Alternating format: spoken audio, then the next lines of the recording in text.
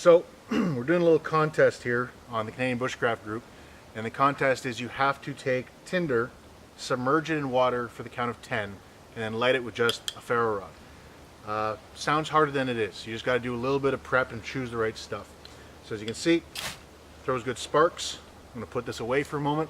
I'm going to demonstrate 3 different ways to do this, or at least 3 different tinders. So first and foremost, we don't want to be using grasses or other stuff that's going to sop up the water real quick. We want to use stuff that's preferably tightly packed, like wood grain, cattail heads, or stuff that has high oils in it with several layers that are tightly packed, like birch bark. Got a basin full of water here. I'm going to try the birch bark first. I'm going to hold it in. It's nice warm water. We're going to go for the count of 10. So 1 Mississippi, 2 Mississippi, 3 Mississippi, 4 Mississippi, 5 Mississippi, 6 Mississippi, 7 Mississippi, 8 Mississippi, 9 Mississippi, 10 Mississippi. Look, I can count. Take it out, and we will allow you to shake it off, but it is thoroughly damp all through here. I'm going to take my knife, I'm going to get a piece of wood to rest it on. I'm going to take my knife, I'm going to scrape the biggest pile I can out of this birch bark. Some of it's damp, some of it's dry because of the depth and the tightly packed layers that are soaked in oil. And I've pretty much gone all the way through the bark. I'm going to lay it down, put that stick off to the side. There's some nice damp birch bark on there. Once again, I'm going to pull my ferro rod out. And we're going to take a few sparkings at this. It's going to take more than usual. We actually kind of have to dry the material out a bit with the sparks. But didn't have to do anything at all, actually. Lit up just fine. So that's one. Put that over there. I'm going to put my knife away again, just to be safe. I'm going to hold on to my ferro rod. The next one I like to do is wood. This is cedar, fresh cut. Actually, it's about a month old now. I'm going to put that in the water. 1 Mississippi, 2 Mississippi, 3 Mississippi, 4 Mississippi, 5 Mississippi, 6 Mississippi, 7 Mississippi, 8 Mississippi, 9 Mississippi, 10 Mississippi. Again, you can shake it off. And because of the grain of the wood, the first few layers are going to be wet, just like they would be after a rainstorm. So I want to shave the layers back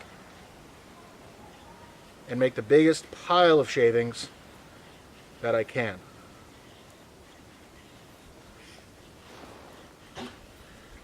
Now, I'm sure you can tell that straight grained wood would be best for this. You don't really want to be using something with a bunch of branches and knots in it.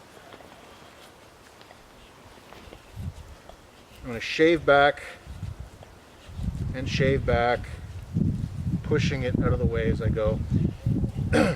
And once I'm about halfway down the stick, or halfway into the stick, that's when I'm going to start making my shavings that are going to light from a spark.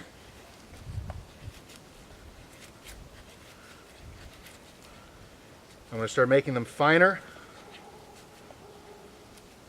almost peeling off just one layer, one growth ring at a time.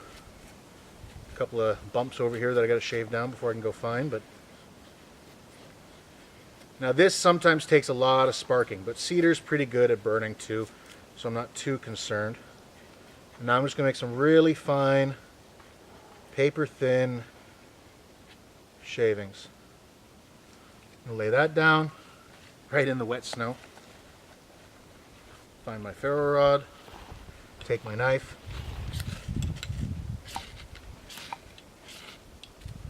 oh, there we go.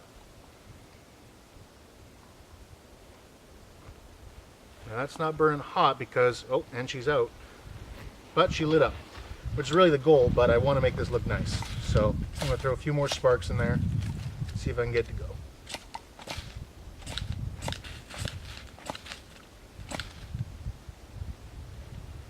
Protect it from the wind this time.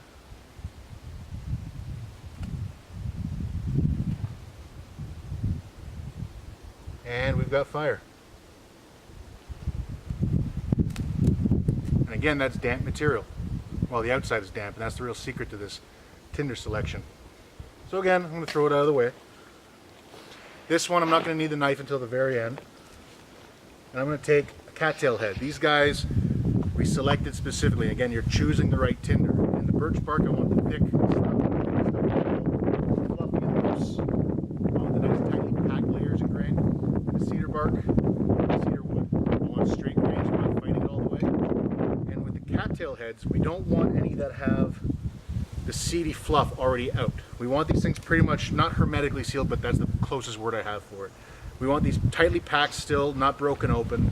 And we want the big bulky ones. The bigger they are, the less likely the water is going to get all the way through. So again, 1 Mississippi, 2 Mississippi, 3 Mississippi, 4 Mississippi, 5 Mississippi, 6 Mississippi, 7 Mississippi, 8 Mississippi, 9 Mississippi, 10 Mississippi. You think I would get better at that? Now I saw bubbles coming up at the bottom here, and there's a little bit of a break, so I'm guessing this part's going to be damp. The thickest part is going to be right in the middle, and that's where we're going to have the least amount of water. So again, I'm going to give it a quick drying of shaking, and then I'm going to break it open by just twisting it. And if you've ever seen our cattail video, uses of cattail, you'll know that this stuff doesn't hold a flame for a while. It goes up pretty quick. So don't expect a nice flame like you saw on the birch bark and everything else. Once again, I have to go searching for my ferro rod. But we have fire. There we go. All three worked. All three were held in for the count of 10, and there was a slow count, and that's part of the rule. You can't just go 1, 2, 3, 4, 5, 6, 7, 8, 9, 10. You have to count to 10. If you don't think you can do this, well then I just kind of coo on you 3 times and proved you wrong. So good luck to everybody, and again, you have until February 5th at 9 o'clock p.m., which at 10 o'clock all of the admin will be observing the videos and choosing the winner. And the prize, a dragonfly with a leather sheath and a ferro rod. So get to work, you're going to enjoy this.